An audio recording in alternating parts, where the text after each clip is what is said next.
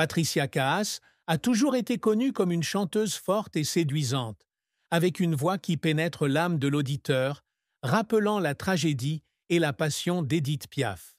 Cependant, derrière le halo se cache une personne avec de nombreuses cicatrices mentales, des douleurs qu'elle a cachées tout au long de sa carrière. Dans une interview avec Gala, le 10 mars 2025, Kaas s'est confiée pour la première fois sur ses problèmes de santé mentale et son sentiment d'isolement au milieu de son succès. « J'ai vécu une vie que les gens trouvaient parfaite, mais en réalité, je me sentais très seule. J'ai beaucoup pleuré, mais je ne voulais pas que le public le voie », a-t-elle déclaré, la voix pleine d'émotion. La vérité la plus triste que Kaas a admise était sa lutte contre la dépression et le sentiment de ne jamais trouver le véritable amour.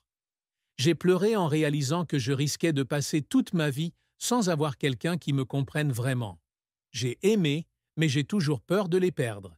Et au final, c'est généralement moi qui reste », a-t-elle confié lors du gala. Elle a révélé que le traumatisme des relations, notamment avec le musicien Philippe Bergman, l'a fait douter de sa valeur personnelle. « J'ai pleuré quand je pensais ne pas mériter d'être aimée. C'était ma plus grande douleur », a-t-elle dit.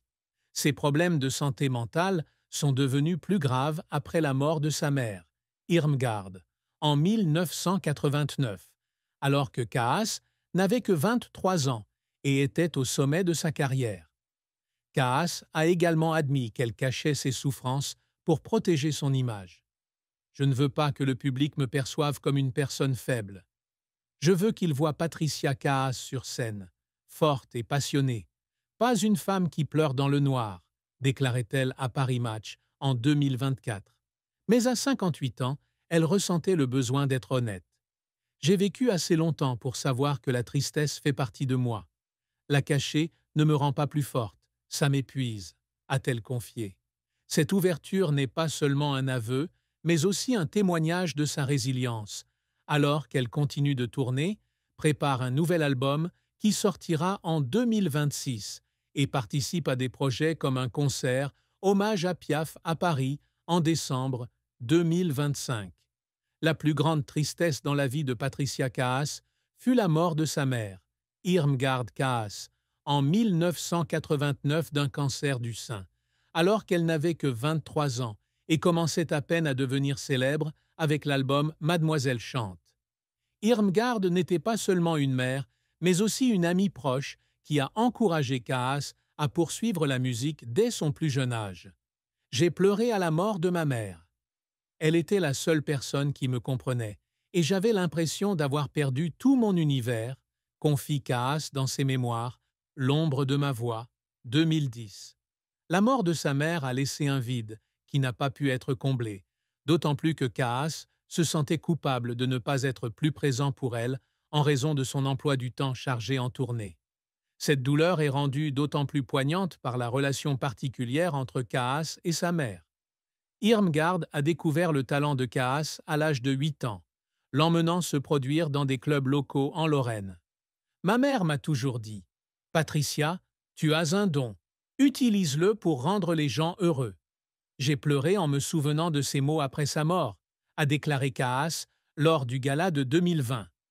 Après la mort de sa mère, Kaas est devenue obsédée par l'idée de réussir pour prouver qu'elle n'avait pas laissé tomber sa mère.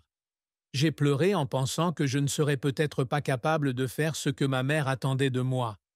Je chante pour la garder vivante en moi », a-t-elle confié à France Inter en 2024. Cette culpabilité a persisté au fil des années, d'autant plus que Kaas était confrontée à des difficultés dans sa vie personnelle.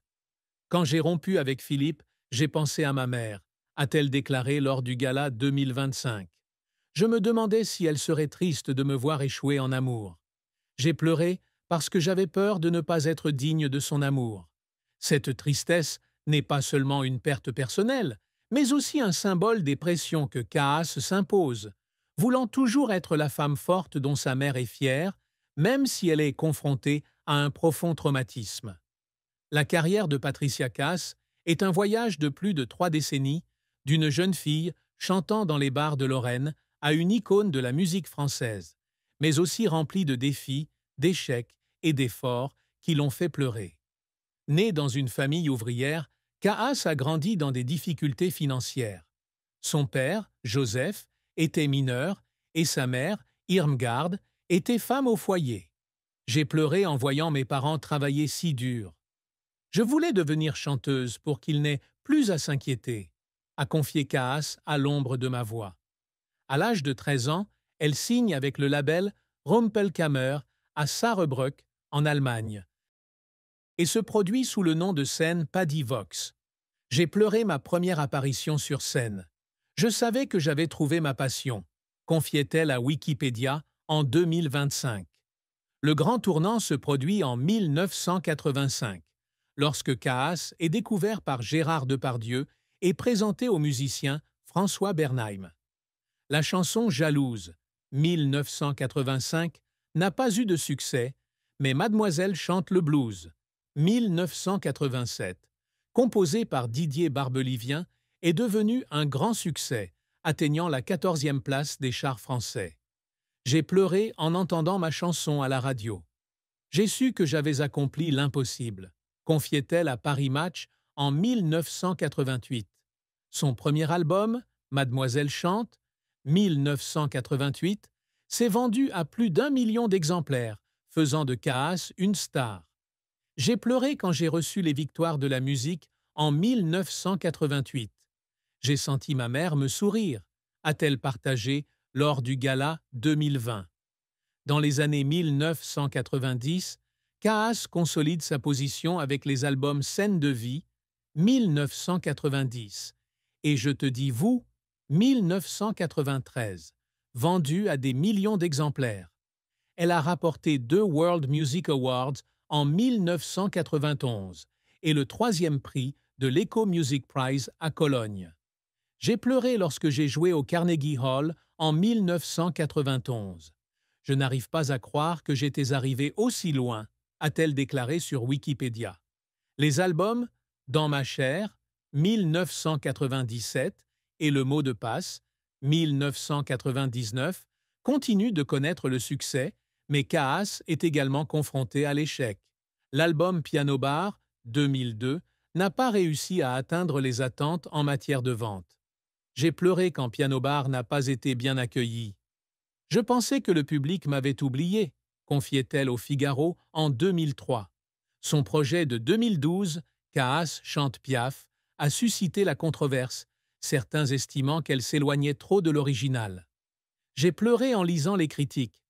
Je voulais juste rendre hommage à Piaf, a-t-elle confié à RFI en 2012. Kaas a également été impliqué dans des controverses personnelles, allant d'une rumeur de liaison avec Alain Delon à un procès avec Philippe Bergman.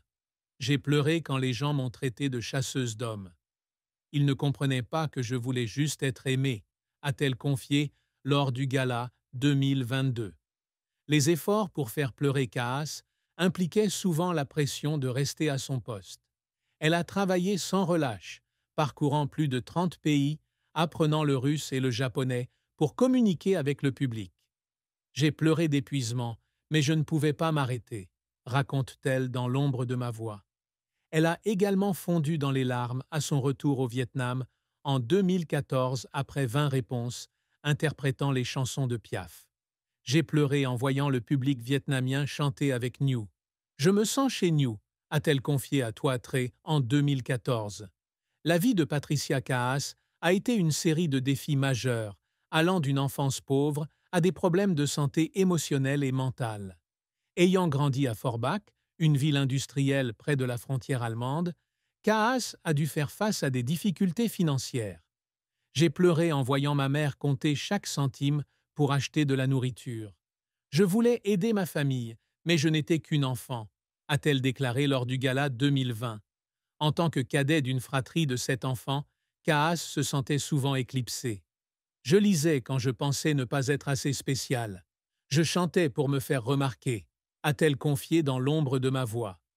La carrière musicale de Kaas a également été difficile. Au cours de ses premières années, elle a été rejetée par de nombreuses maisons de disques car sa voix était trop grave et dépassée. J'ai pleuré quand on m'a dit que je n'étais pas assez doué, mais j'étais convaincu de pouvoir y arriver, a-t-elle déclaré sur Wikipédia. Elle travaille dans un bar et a souvent des ennuis. J'ai pleuré quand un homme ivre a jeté une bouteille sur scène. Je voulais juste chanter, a-t-elle confié à Paris Match en 2024. La mort de sa mère en 1989 a été un choc immense, plongeant Kaas dans la dépression. J'ai pleuré tous les soirs après le spectacle. Je riais sur scène, mais j'étais morte à l'intérieur, a-t-elle confié lors du gala 2025. Dans sa vie personnelle, Kaas a été confronté à un traumatisme émotionnel. Sa relation avec Philippe Bergman, qui a duré depuis la fin des années 1990, s'est terminée dans la douleur lorsqu'elle a découvert qu'il l'avait trompée et avait tenté de saisir ses biens. J'ai pleuré en apprenant que Philippe ne m'aimait pas. Je croyais avoir enfin trouvé le bonheur, écrit-elle dans l'ombre de ma voix. Le long procès l'a épuisée. J'ai pleuré la première fois que je l'ai construit. Je ne voulais pas discuter, je voulais juste oublier, a-t-elle déclaré lors du gala 2022. La nouvelle sa signature avec Alain Delon et Jeremy Irons l'a également profondément affectée. J'ai pleuré quand on m'a qualifié de gala caritatif pour un homme célèbre. Je veux juste être aimée comme une femme normale, a-t-elle confié à F